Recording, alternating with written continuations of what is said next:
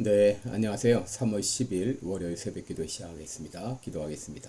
은혜로우신 우리 아버지, 주의 사랑과 은총을 감사와 찬송과 영광을 돌립니다. 하나님 아버지, 또 예수님이 고난당하신 그날을 바라보면서 또 사순절 기간을 지내고 있습니다. 주님의 고난을 묵상하면서 또 경건한 삶을 통하여 하나님께 영광 돌리는 우리 모두가 되게 하여 주시옵소서. 아버지, 세계 만방에서 복음을 전하는 모든 선교사님들 오늘도 은혜 장중에 붙잡아 주시기를 원합니다. 아버지, 그들을 통하여서 수많은 심령들이 주님 앞에 돌아오는 놀라운 역사들이 일어나게 하여 주옵소서. 아버지, 연약한 성도들 긍휼을 베풀어 주옵소서. 주의 능력의 손으로 어루만져 주시사 깨끗이 나음을 얻게 하여 주시옵소서. 아버지여, 또 한국의 상황이 심히 위중한 가운데 있습니다. 아버지의 모든 탄핵 전국 가운데 주님이 친히 모든 일을 간섭해 주심으로 말미암아 탄핵이 아버지 각하되든지 기각되게 하여 주셔서 윤 대통령이 대통령직에 복귀해서 다시 한번 무너져가는 대한민국을 정상화시킬 수 있는 시간을 허락하여 주옵시기를 원합니다. 시카고 빌라델비아 교회에 하나님의 놀라운 은총으로 함께해 주시사 주님의 놀라운 은혜와 역사들이 나타나게 하여 주옵소서. 오늘 하루도 주님 앞에 의탁하며 예수님의 이름으로 기도드리옵나이다. 아멘. 네, 찬송가 456장입니다. 거친 세상에서 실패하거든. 예전 찬송가는 509장입니다. 456장 거친 세상에서 실패하거든.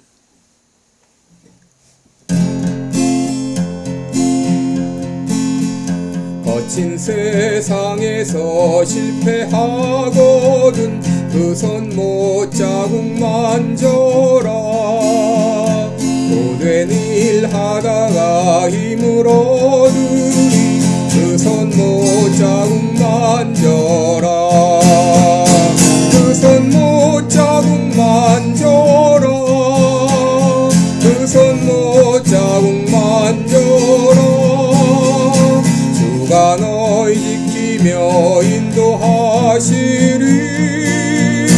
그 손 못자국 만져라. 내가 어둠 속을 걸어갈 때에 그 손 못자국 만져라. 주가 참 평안을 내게 주시니 그 손 못자국 만져라. 그 손 못자국 만져라. 그 손 못자국 만져라. 주가 너희 지키며 인도하시리. 그 손 못자국 만져라. 내가 부활의 주 따라가려면 그 손 못자국 만져라. 내가 주 안에서 길이 살리라. 그 손 못자국 만져라. 그 손 못자국 만져라. 그 손 못자국 만져라. 주가 너희 지키며 인도하시리. 그 손 못자국 만져라. 너의 죄악의 짐 무거울 때에 그 손 못자국 만져라. 마음 문 열고서 주를 모셔라. 그 손 못자국 만져라. 그 손 못자국 만져라. 그 손 못자국 만져라. 주가 너희 지키며 인도하시리. 그 손 못자국 만져라. 아멘. 네, 우리 오늘은 요한복음 18장입니다. 요한복음 18장 12절부터 27절까지 봉독해 드립니다. 요한복음 18장 12절로 27절 제가 공독합니다. 이에 군대와 천부장과 유대인의 하속들이 예수를 잡아 결박하여 먼저 안나스에게로 끌고 가니 안나스는 그 해에 대제사장에 있는 가야바의 장이니라. 가야바는 유대인들에게 한 사람이 백성을 위하여 죽는 것이 유익하다 권고하던 자라라. 시몬 베드로와 또 다른 제자 하나가 예수를 따르니 이 제자는 대제사장과 아는 사람이라. 예수와 함께 대제사장의 집들에 들어가고 베드로는 문 밖에 섰는지라. 대제사장과 아는 그 다른 제자가 나가서 문 지키는 여자에게 말하여 베드로를 데리고 들어왔더니 문 지키는 여종이 베드로에게 말하되 너도 이 사람의 제자 중 하나가 아니냐 하니 그가 말하되 나는 아니라 하고 그때가 추운 고로 종과 하속들이 숯불을 피우고 서서 쬐니 베드로도 함께 서서 쬐더라. 대제사장이 예수에게 그의 제자들과 그의 교훈에 대하여 물으니 예수께서 대답하시되 내가 드러내놓고 세상에 말하였노라. 모든 유대인들이 모이는 회당과 성전에서 항상 가르쳤고 은밀히는 아무것도 말하지 아니하였거늘 어찌하여 내게 묻느냐. 내가 무슨 말을 하였는지 들은 자들에게 물어보라. 저희가 나의 하던 말을 아느니라. 이 말씀을 하시고 곁에 섰는 하속 하나가 손으로 예수를 쳐 가로되 내가 대제사장에게 이같이 대답하느냐 하니 예수께서 대답하시되 내가 말을 잘못하였으면 그 잘못한 것을 증거하라. 잘하였으면 내가 어찌하여 나를 치느냐 하시더라. 안나스가 예수를 결박한 그대로 대제사장 가야바에게 보내니라. 시몬 베드로가 서서 불을 쬐더니 사람들이 묻되 너도 그 제자 중 하나가 아니냐. 베드로가 부인하여 가로되 나는 아니라 하니 대제사장의 종 하나는 베드로에게 귀를 베어 버리운 사람의 일가라. 가로되 내가 그 사람과 함께 동산에 있던 것을 내가 보지 아니하였느냐. 이에 베드로가 또 부인하니 곧 달기 울더라. 아멘. 네, 우리 오늘은 베드로의 부인에도 불구하고 이런 제목으로 말씀을 나누겠습니다.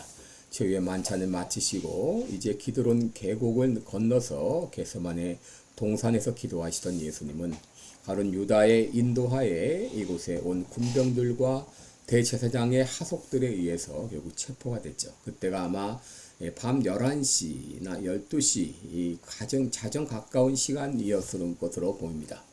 예수님께서 십자가에 처형되시기 전에 예수님은 3번 재판을 받으셨는데 한 번은 안나스 앞에서, 한 번은 가야바 앞에서, 그리고 다른 한 번은 필라도 앞에서 재판을 받았습니다. 오늘 본문은 바로 예수님께서 안나스 앞에서 받은 재판의 내용인데 여러분 안나스가 누구인가?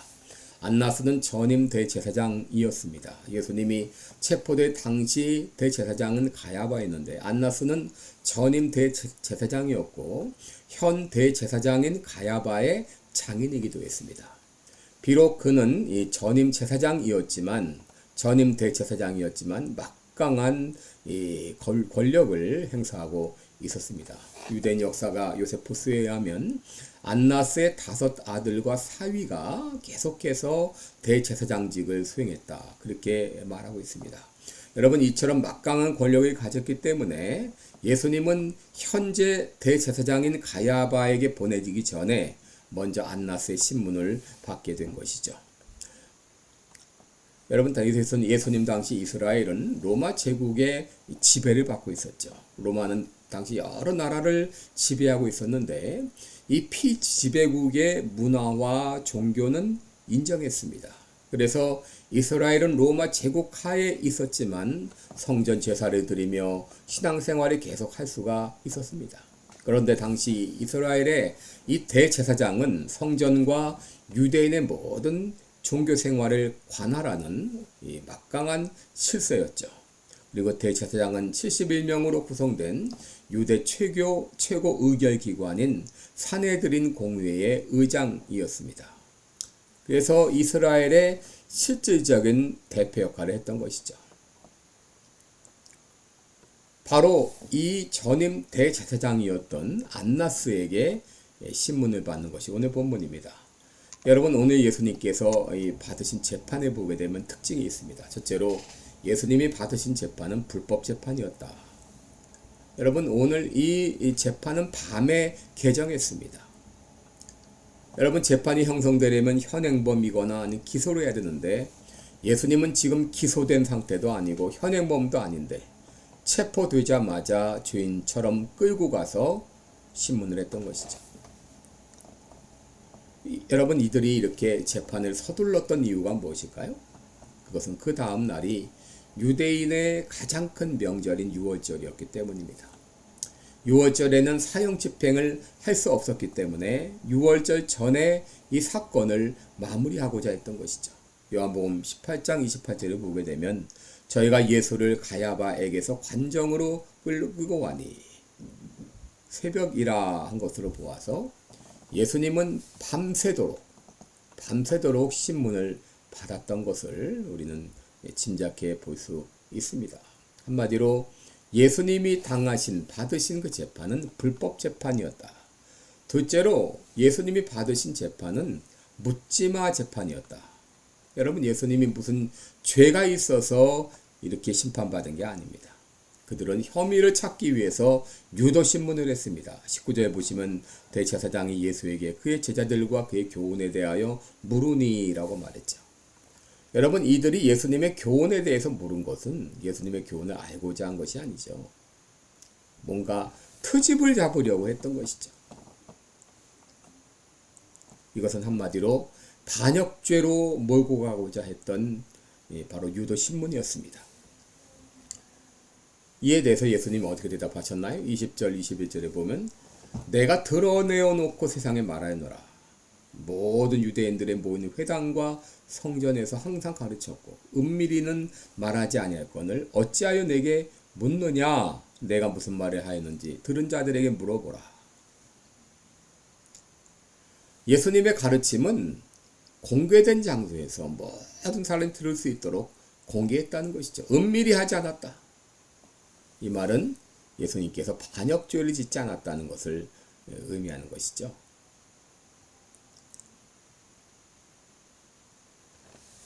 그러자 옆에 있던 대제사장의 하속 하나가 예수님을 때렸습니다. 내가 대제사장에게 이같이 대답하느냐? 예수님 말씀하십니다. 내가 말을 잘못하였으면 그 잘못한 것을 증거하라. 잘하였으면 내가 어찌하여 나를 치느냐?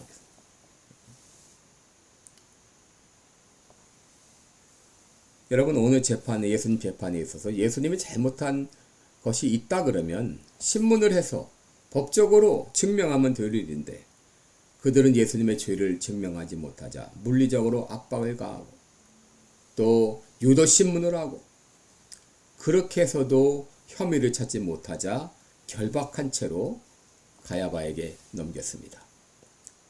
여러분, 이 죄 없으신 예수님께서 왜 이렇게 끌려가서 죄인처럼 신문을 받으셨을까요? 내가 받을 죄를 대신해서 예수님이 신문을 받으신 것입니다. 갈라디아서 3장 10절에 보면 무릇 율법 행위에 속한 자들은 저주 아래 있나니 기록된 바 누구든지 율법책에 기록된 대로 온갖 일을 항상 행하지 아니하는 자는 저주 아래 있는 자라라고 말했습니다. 여러분, 사람이 날마다 법대로 하나도 빠짐없이 산다는 것은 불가능한 일이죠. 그러므로 율법으로 말미암아 의롭게 된다는 것은 이건 있을 수 없는 일입니다.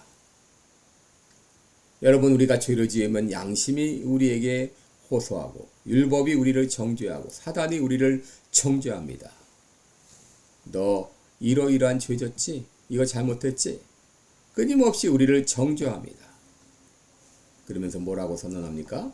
죄의 값은 사망이야. 너는 죽어야 돼. 넌 죽었어. 여러분, 우리 모두는 내 죄로 말미암아 사형 선고를 받은 사람들이죠. 그런데 예수님께서 내가 받아야 될 형벌을 대신해서 담당하시고 죽어주셨어요. 체포되시고 심판을 받으셨습니다. 그런데 여러분, 이렇게 예수님께서 가야바 법정에서 신문을 받고 있는 동안 안나스 법정에서 신문을 받고 있는 동안 법정 뜰에서는 다른 사건이 벌어지고 있었죠. 그것은 예수님의 제자 베드로가 예수님을 모른다고 3번 부인한 것입니다. 베드로가 바로 얼마 전까지 어떤 행동을 했습니까? 다른 사람은 다 주를 버리지라도 나는 결코 주를 버리지 않겠습니다. 호언장담했던 사람이죠. 그리고 예수님이 체포될 당시 베드로는 칼을 꺼내서 대제사장의 그 종의 귀를 자르려고 했죠. 귀를 잘랐죠. 귀를 자르려고 자른 것이 아니라 죽이려다가 잘못 맞아가지고 귀만 자른 것이죠. 이렇게 호언장담했던 사람인데 그가 예수님을 부인했습니다. 그 예수님이 체포돼서 끌려가는 것을 보고 멀찌감히 따라갔습니다. 그러다가 이 가야바 안나스 법정까지 오게 된 거죠. 예수님이 이 안나스 앞에서 재판을 받는 동안 베드로는 그 뜰에서 다른 사람들과 함께 불을 쬐고 있었습니다. 그런데 같이 불을 쬐던 한 여자가 베드로를 알아보며 말하죠. 너도 그 제자 중 하나가 아니냐? 그럴 때 베드로가 부인합니다. 또 26절에 보면 대제사장의 종 하나는 베드로에게 귀를 베어버린 사람의 일가, 친척이란 말이죠. 그가 바로 이 베드로가 그 사람과 함께 예수님과 함께 동산에 있던 것을 내가 보았다라고 한 것이죠. 그럼에도 베드로는 나는 모른다라고 하면서 사실을 부인했죠. 그리고 그때 다익이 울었다. 베드로는 예수님의 말씀대로 3번 예수님을 부인한 것입니다. 그런데 여러분, 요한복음에 기록한 사도 요한이 예수님이 신문당하시는 것과 베드로가 지금 예수님을 부인하는 장면을 함께 묘사하고 있는 이유가 무엇인가요? 여러분, 지금 죄로 말미암아 결박당해야 될 사람은 누군가요? 베드로입니다. 베드로는 조금 전에 바로 사람을 죽이려고 했던 살인 미수자입니다.